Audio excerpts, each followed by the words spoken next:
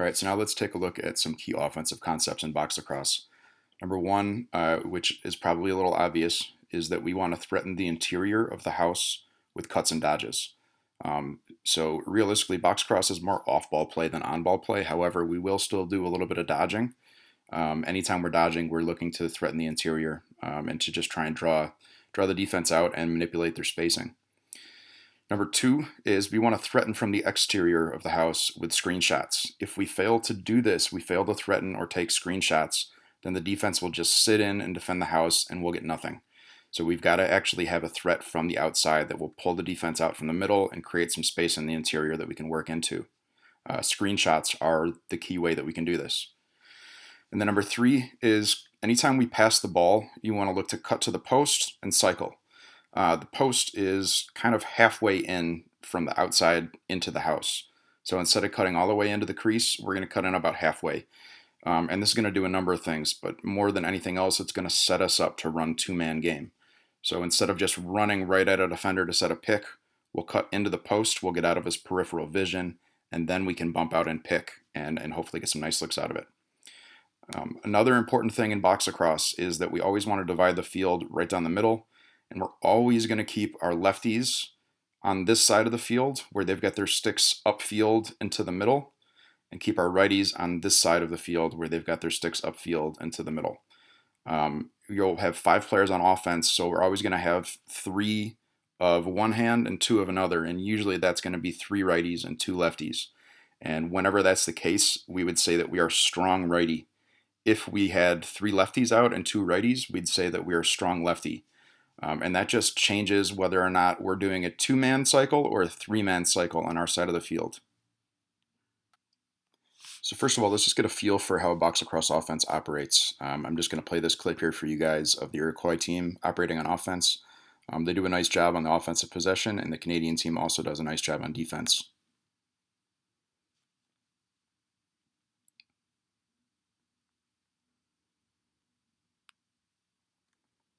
All right, so the first thing you'll notice here is we've got 3 lefties out for Iroquois and 2 righties, so we would say that they are lefty strong.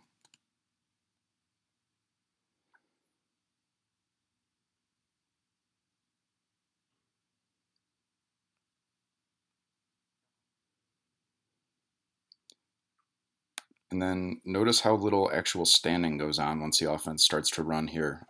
All 5 guys are moving. The off-ball guys are cutting and picking and sealing and just generally trying to create chaos.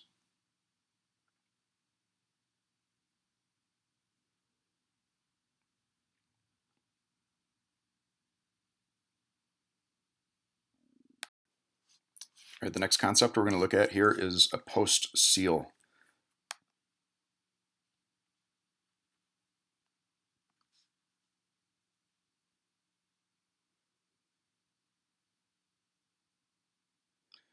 So right here you can see that number 91 on Canada has thrown the ball over to his teammate, has immediately cut into post. He's got multiple options from here. Number 1, he can just continue his cut into the house and try and get open himself. Number 2, he can cut to post and then bump over and try to pick a defenseman that's guarding one of his teammates. Number 3 is he can cut to post and just try to seal his defenseman into the middle of the court. And that's what he tries to do here. And this will do 2 things for the Dodger. Number 1, it will give him the ability to use you as a screen and to shoot around you and take a screenshot. And number 2 is if he wants to dodge and try to dodge into the house, he can use you as a barrier to run his defender into that post seal and hopefully free himself up to get to the interior. In this, he's going to threaten the screenshot, and 91 is going to set that post seal.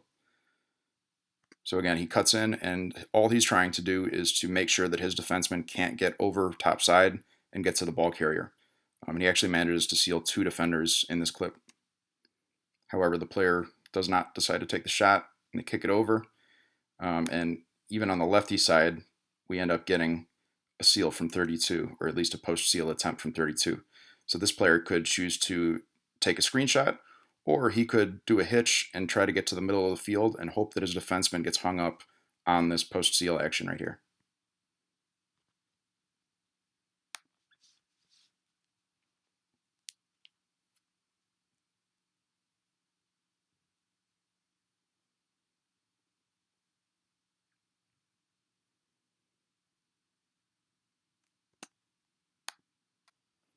All right, so now we're going to look at 3 consecutive clips that will show how the screenshot and the pick play build into each other. So this first clip is going to show a screenshot.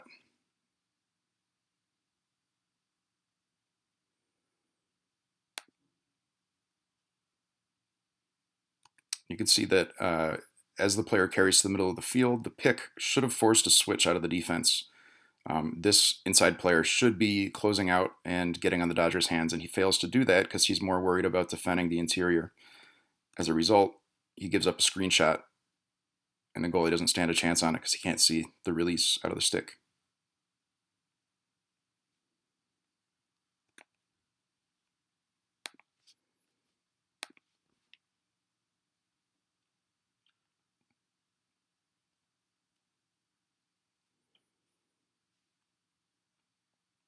All right, so in this clip, we'll have more or less a very similar setup to that last clip. And what happens this time is because they got beat on that screenshot, the interior defenseman now realizes he's got to close out, and he does so a little too aggressively. In fact, both defensemen go. And that opens up the pick and roll from the guy who had set the pick, and he can finish from in tight.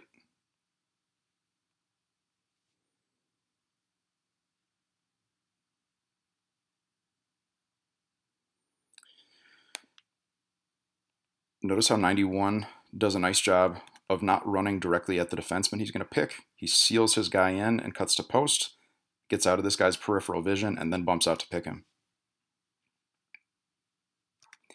And another aspect of pick play and box lacrosse that's different than field is realistically, we're not setting picks to get the Dodger open. We're setting picks to establish inside leverage so that when the defense switches, we can get open to the middle of the field. So realistically, pick play is more about the guy setting the pick than it is about the Dodger.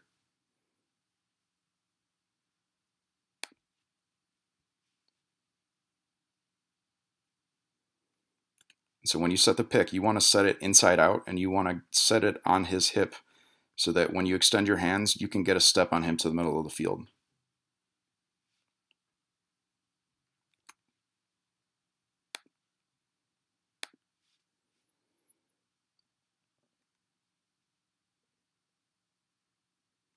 All right, and a third clip that's very similar to the first two.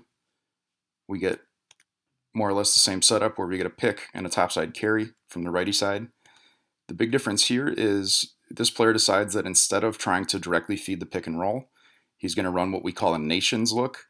He's going to hammer the ball to his front side outlet and let that guy redirect it and make the feed, which is an easier catch and finish for that inside role player.